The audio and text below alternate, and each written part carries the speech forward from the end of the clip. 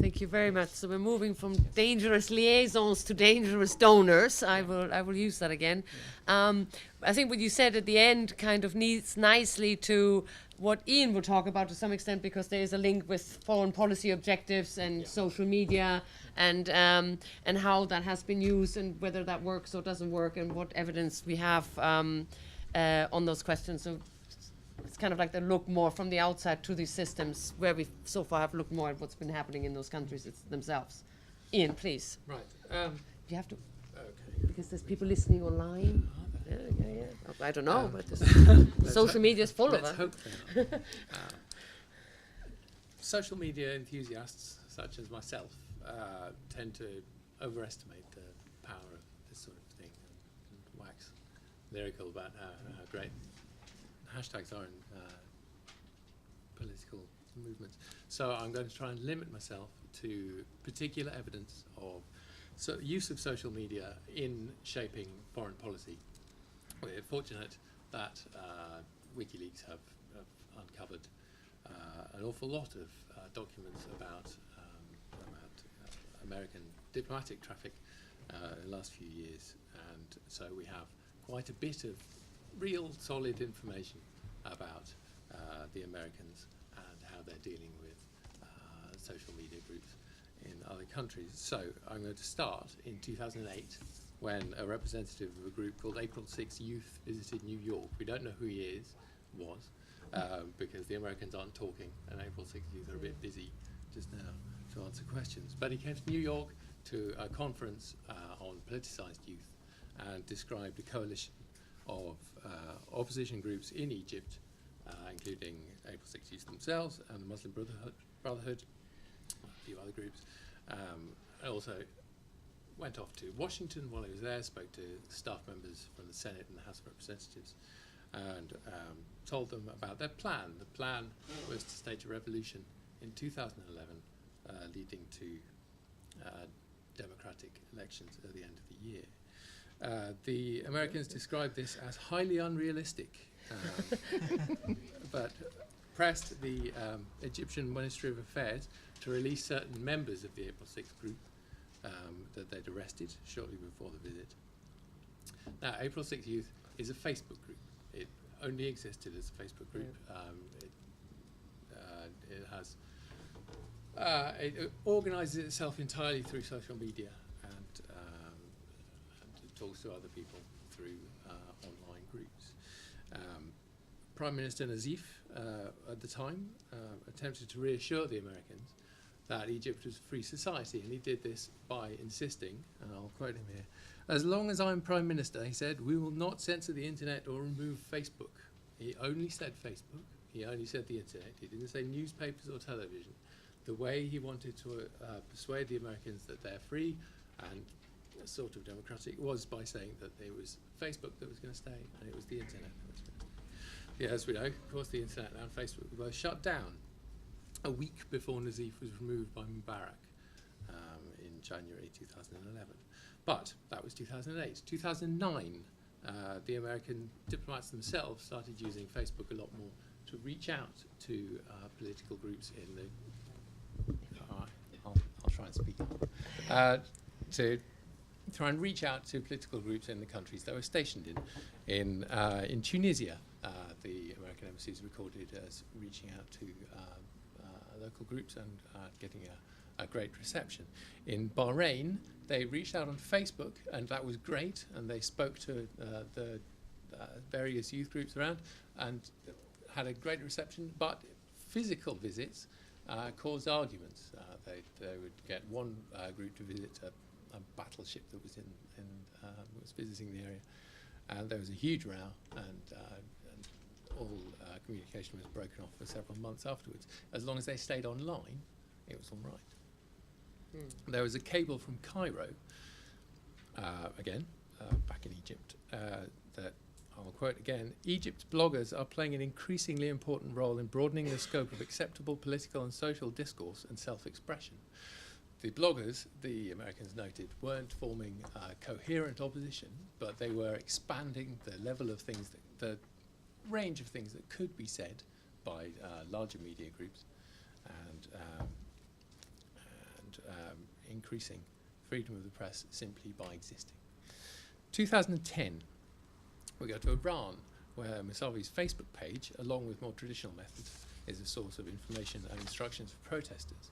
There was a particular cable, 20 questions about the situation in Iran, 2 of which were particularly concerned with social media. Question 14, is there a protest organisation? I'm going to quote these in full because they're not very long and it's quite interesting.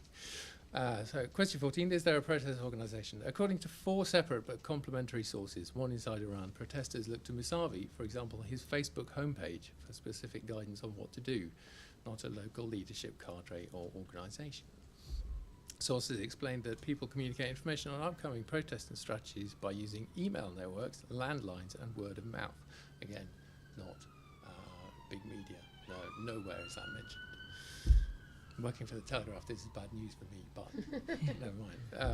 Sources explained that people. An Iranian businessman just returned from Iran explained that most protest guidance is released by Mousavi aides through known intermediates several days before the planned event. Question 15, how does the word get out? Interlocutors asserted that the use of diverse information media effectively getting the latest word out to potential protesters. That same businessman says he uses 120 plus email, 120 plus contact list of email addresses to forward information that he received, in the expectation that recipients in turn will forward the information to others. So there's no formal network, there's just a lot of people hitting forward on their email. After 3 days, a huge number of people are informed, he said. A source in Shiraz said that people without access to internet, get information on bus stops, public parks, and in taxis. Note, it says, use of Twitter and other internet media by protesting Iranians has noticeably increased since about July the 10th. Now, I couldn't find out what happened on July the 10th in Iran in 2010, but if you can let me know, that would be very good. Back in Egypt, bloggers and online activists are rounded up and arrested while gathering information. This goes back to something James said, in that not only are you telling your own supporters and the international community, you're also letting your own oppressive government know who you are, what you're doing, and what you want to know. And that's a very dangerous position to be in. But, as I'll come to in a minute, it's a very important position. In Tunisia, Le Monde publishes WikiLeaks cables about government corruption and use of torture in French. Previously, they'd only been available in English. Links spread using Twitter and Mohammed Bouazizi's self-revelation. And the revolution followed shortly afterwards, although I'm not suggesting in any way that was direct causation. So, we're coming to know what's happened this year, in 2011. We don't have any cables, unfortunately, but when the Egyptian government cut off access to the internet leading up to January the 25th, it was far too late. I've heard people saying this is a Twitter revolution. It started with a hashtag. It ended with a hashtag. And that was in no way the beginning. The beginning came with individuals organising themselves. We've seen at least as early as 2008, and communicating with the international diplomatic community of their aims and what they'd like to see happening in their country. It's this public nature of their communication that makes it worth the risk and worth letting their government know who they are. In all the cases in all the effective uses of social media, it's international support, foreign governments, the US and the UN that have been useful. In contacting the average despot, given a revolution in his country with no international support, will be able to send in the tanks and be back in his massive golden marble bath with his Ukrainian nurse by the afternoon, and no more will be said about it. She's gone. She's left. See, that's the power of social media. So we have good, strong evidence that social media is being used and has been used for some years as a barometer of popular unrest by the Americans. It's reasonable to assume that the Americans aren't acting alone in this, and we can think that the British, the Italians, are also monitoring social media for an idea of the international situation. So if you're smart and brave, very brave, then the way to make sure your revolution sticks is by advertising your presence to the international community through social media first. That we've seen, advertising your presence to your own regime is the big risk, but also the big reward. All right. Thank you very much, Ian. So that is it's a different look. I think it's actually quite an interesting hypothesis that this idea of you have your social movement, which I think would link to what Marcus said, is based on not twittering, but on real concerns, be unemployment, oppression, or corruption. But what you're saying is, if you want to be successful, one of the things that you need is, as you're building, is you need to somehow get outside support, ideally from an outside government. I should probably add that Wael